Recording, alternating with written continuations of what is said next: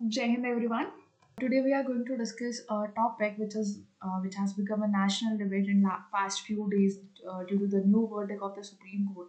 So we'll study in the detail exactly Supreme Court का verdict क्या था, इससे पहले क्या definition दी गई थी, इससे पहले और ये national debate का topic क्यों बन गया. अगर मैं आपसे पूछूं कि इंडिया के क्लाइमेट को हिमालयाज ज्यादा प्रोटेक्ट करते हैं या कोई और माउंटेन रेंज, तो मोस्ट लोग हिमालयाज बोलेंगे. लेकिन जो रेंज क्वाइटली नॉर्थ इंडिया को डेजर्ट बनाने से बचाती है उसका नाम है अरावली रेंजेस.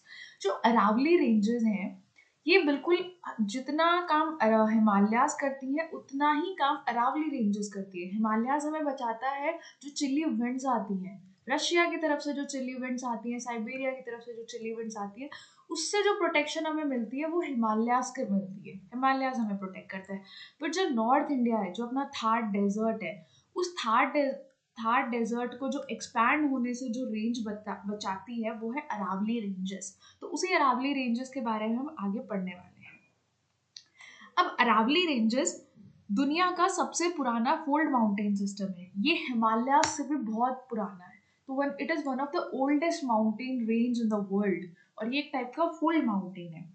जोग्राफिकली ये जो रेंज है गुजरात से होते हुए राजस्थान, हरियाणा, दिल्ली का जो प्रेसिडेंट में रायसेना हिल है जहाँ पे प्रेसिडेंट हाउस बना हुआ है, वहां पर इसका जाके एंड होता है. इसके अक्रॉस बहुत ज्यादा मेजर इकोनॉमिक सेंटर्स भी आ जाते हैं, मेजर पॉपुलेशन भी आ जाती है. अब ये सेंट्रल कॉन्फ्लिक्ट बन क्यों गया. फंक्शनली अगर हम बात करें तो ये अरावली जो है एक्ट करती है एक नेचुरल इकोलॉजिकल बैरियर के रूप में जो नॉर्थ वेस्टर्न इंडिया को प्रोटेक्ट करता है. रिसेंटली जो सुप्रीम कोर्ट ने एक बहुत मेजर वर्डिक्ट दी थी जिसकी वजह से ये बन चुका है नेशनल डिबेट का सेंटर. अब इस वर्डिक्ट के इम्प्लीकेशन बहुत वाइड है, एनवायरनमेंट के लिए भी, डेवलपमेंटल के लिए भी और जो क्लाइमेट डिबेट है उसके लिए भी. तीनों ही चीज एस्पेक्ट से ये काफी बड़ा वर्डिक्ट था. सोचो अगर अरावली रेंजेस आज सडनली डिसअपियर हो जाए, अगर वो डिसअपियर हो जाएंगे तो दिल्ली का क्लाइमेट कैसा होगा. दिल्ली में तो ऑलरेडी इतनी ज्यादा क्लाइमेट प्रॉब्लम्स है, पर अब अरावली भी खत्म हो जाए तो वो और ज्यादा प्रॉब्लम्स इंक्रीज हो जाएंगे दिल्ली के अंदर. तो अरावलीज एग्जैक्टली करता क्या है, अरावलीज की हमें इतनी ज्यादा नीड है क्यों. Very first thing is the barrier against the desertification. यहाँ पे बैरियर अगेंस्ट द डेजर्टिफिकेशन का मतलब ये है कि अरावली का जो रोल है वो डेजर्ट को रोकना है. ये थार डेजर्ट के ईस्टवर्ड एक्सपेंशन को प्रिवेंट करती है जिसकी वजह से हरियाणा, दिल्ली और वेस्टर्न यूपी का फर्टाइल प्लेन सेफ रहता है. सेकेंड जो इसका काम है वो क्लाइमेट टेम्परेचर रेगुलेशन का क्या है काम है. ये क्या करती है, as a buffer zone create करती है. जो भी हमारे पास थार डेजर्ट से हॉट विंड्स आती हैं वो हॉट विंड्स अरावली से टकरा के वापस से रिफ्लेक्ट कर जाती हैं. वो जो विंड्स होती हैं वो अरावली को क्रॉस करके आगे नहीं जाती है. तो अरावली हॉट डेजर्ट विंड्स को रिड्यूस करती है, इससे एक्सट्रीम हीट वेव्स का इम्पैक्ट कम होता है. सिंपल वर्ड्स में अरावली एक्ट करती है एक नेचुरल एयर कंडीशनर की तरह. Now monsoon influence. अब जो साउथ वेस्ट मॉनसून इंडिया के अंदर आता है वो जो मॉनसून विंड्स होती हैं वो इसके ईस्ट साइड में होती हैं और वो सिर्फ और सिर्फ जो ईस्ट का माउंटेन विंड मॉनसून विंड जो है उनको होल्ड करके अरावली क्रॉस नहीं करने देती. अब अरावली रेंजेस मॉनसून के विंड पैटर्न्स को इन्फ्लुएंस करती है. हैवी रेनफॉल नहीं होता लेकिन जो लोकलाइज रेनफॉल होता है उसको सपोर्ट करती है नॉर्थ वेस्ट इंडिया के अंदर. मतलब जितनी भी हमारे पास विंड्स आ रही है वो यहाँ अरावली से टकरा कर यहीं पे रेनफॉल कॉज कर देंगी. ये जो विंड्स है और ज्यादा आगे नहीं जाती है. तो यहाँ इस तरीके से मानसून को इन्फ्लुएंस करता है. इसके अलावा इसके दो काम और हैं, वाटर सिक्योरिटी और बायोडाइवर्सिटी के अंदर. वाटर सिक्योरिटी में ग्राउंड रिचार्ज के अंदर हेल्प करती है. रॉकी टेरेन की वजह से जो रेन वाटर है जमीन के अंदर परकोलेट करता है, इससे एक्वीफर्स रिचार्ज होते हैं. स्पेशली जो एनसीआर और राजस्थान का रीजन है, एनसीआर और राजस्थान के रिचार्ज के अंदर जो मेजर ग्राउंड वाटर रिचार्ज करने का जो बैकबोन है या वाटर सिक्योरिटी जो है वो अरावली ही है. Second thing is the biodiversity hub. Aravalli एक बायोडाइवर्सिटी हॉटस्पॉट है. इसके अंदर फॉरेस्ट है, वाइल्ड लाइफ कॉरिडोर्स है, मेडिसिनल प्लांट्स हैं, ये सब मिलकर इकोलॉजिकल बैलेंस मेंटेन करते हैं. अब एक अनकंफर्टेबल सा क्वेश्चन है, अगर अरावली इतनी इंपॉर्टेंट है फिर ये डिस्ट्रॉय क्यों हो रही है, what's the reason behind this. तो इसके पीछे इसमें मेन रीजन तो ह्यूमन एक्टिविटीज ही हैं, उसके अंदर इलीगल और लीगल माइनिंग एक्टिविटीज हैं, अनरेगुलेटेड अर्बनाइजेशन है, स्पेसिफिकली दिल्ली एनसीआर जैसे सिटीज में, गुरुग्राम में, फरीदाबाद के अंदर। इसके अलावा हिल कटिंग बहुत ज़्यादा हो रही है, डिफॉरेस्टेशन बहुत ज़्यादा हो रहा है, जिसकी वजह से बायोडाइवर्सिटी में इम्पैक्ट पड़ रहा है। अब इन सब की वजह से, ये जो रीजंस है, इसकी वजह से क्या क्या हो रहा है, ग्राउंड वाटर कम हो रहा है, मेजरेबल राइज आ रहे हैं टेम्परेचर के अंदर, एयर पोल्यूशन बहुत ज़्यादा इंक्रीज हो रहा है अर्बन एरियाज के अंदर, और डस्ट स्टॉर्म्स बहुत ज़्यादा आ रहे हैं प्लेन्स के अंदर। ये है डायरेक्ट कॉन्सिक्वेंस, मतलब हम ये सिर्फ 3 काम कर रहे हैं, इन 3 काम की वजह से हमें 4 प्रॉब्लम्स को फेस करना पड़ रहा है। अब ये जो प्रॉब्लम है, इसको सॉल्व कैसे करें? मतलब नेचर को डैमेज तो हम करते हैं, बट उसको डैमेज करने के बाद जो अपनी लाइफ है उसी को हम ही डिफिकल्ट बना रहे हैं। तो क्या अरावली हमेशा से ही लीगली प्रोटेक्टेड थी? अगर ये इतनी इंपॉर्टेंट है तो हाँ, अरावली लीगली प्रोटेक्टेड हमेशा से थी, बट उसकी डेफिनेशंस कुछ और थी, क्लियर तरीके से नहीं थी। वो जो प्रोटेक्शन की डेफिनेशंस थी अर्लियर क्लियर तरीके से नहीं थी। तो अर्लियर क्या था, अरावली एरियाज को आइडेंटिफाई करा जाता था रेवेन्यू रिकॉर्ड्स के अकॉर्डिंग, फॉरेस्ट डिपार्टमेंट नोटिफिकेशन से, रिज और हिल क्लासिफिकेशन के थ्रू। बहुत से एरियाज को फॉरेस्ट प्रोटेक्टेड फॉरेस्ट में कवर करते थे, नो माइनिंग जोन्स डिक्लेयर करे गए थे। कोर्ट्स ने एम्फसाइज किया प्रिकॉशनरी प्रिंसिपल और पब्लिक ट्रस्ट, जो डॉक्ट्राइन है कि यहाँ पे माइनिंग और कंस्ट्रक्शन को रिस्ट्रिक्ट कर देते हैं। ये सारे कुछ चीजें जो अर्ली अप्रोच के अंदर आती थी। अब यहाँ पे हमारे पास काफी सारी प्रॉब्लम्स आई। अब प्रॉब्लम क्या थी कि प्रोटेक्शन होते हुए हमारे पास क्या क्या प्रॉब्लम थी।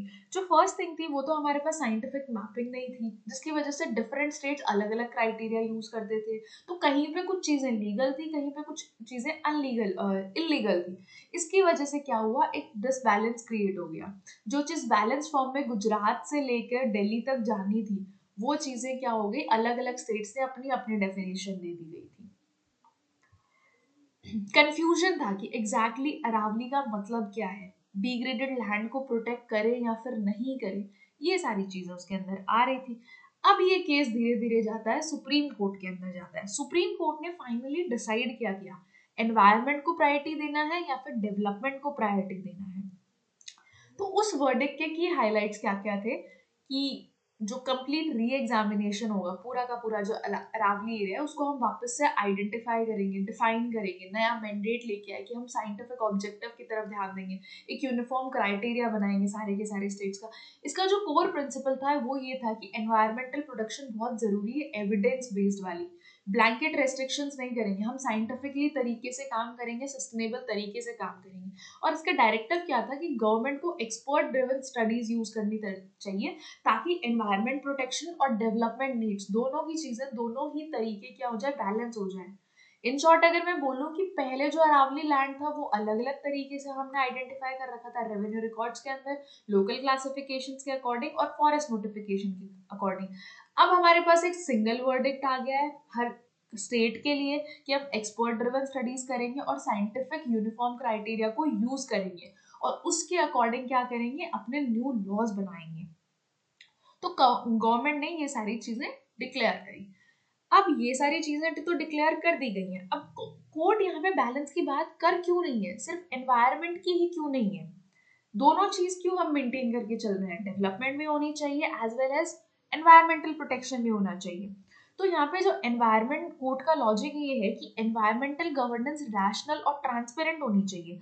ओवर प्रोटेक्शन से बहुत सारे लाइवलीहुड्स अफेक्ट हो जाती हैं, तो लीगल अनसर्टेनिटी बढ़ती है। कोर्ट ने क्लियर बोला कि सस्टेनेबल डेवलपमेंट होगी, जो कॉन्स्टिट्यूशनल गोल होने चाहिए वो भी होने चाहिए, लोकल लोगों को प्रॉब्लम नहीं आने चाहिए, जो हमारी गवर्नेंस होती है वो रैशनल होनी चाहिए, ट्रांसपेरेंट होनी चाहिए, एज वेल एज हमारी साइंटिफिकली साउंड करनी चाहिए, जो कि बहुत इफेक्टिव भी रहे और फेयर भी रहे।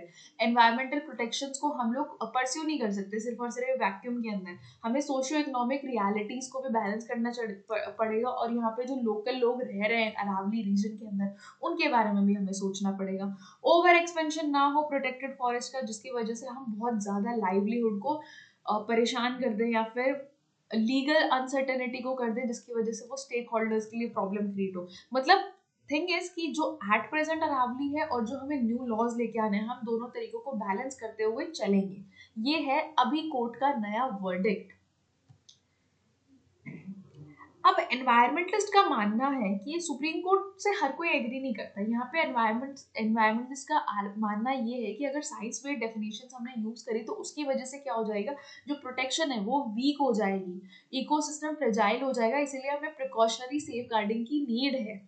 बट यहाँ पे कोर बिलीफ ये है कि अगर लॉन्ग टर्म क्लाइमेट कॉस्ट जो होगा वो हमारे डिग्रेडेशन में बहुत ज्यादा, अगर हम शॉर्ट टर्म इकोनॉमिक गेन्स की तरफ फोकस करेंगे तो हमें long term economic degradation face करना पड़ेगा। तो ये है एनवायरमेंटलिस्ट का कंसर्न। अब गवर्नेंस का आउटलुक क्या है कि वर्डिक बहुत जरूरी था इंफ्रास्ट्रक्चर प्रोजेक्ट्स और इंडस्ट्रियल प्लानिंग के लिए, जिसका बेनिफिट हमें ये होता है कि हमारे पास बहुत सारे स्टेबल डेवलपमेंट आ जाता। लेकिन इसका कोर बिलीफ क्या है कि अगर हमने साइंस बेस्ड रेगुलेशंस की तरफ स्ट्रेंथन करा तो इन्वायरमेंटल गवर्नेंस बनेगा, जिसकी वजह से ऑब्जेक्टिव और ज्यादा डिफेंसिबल हो जाएगा।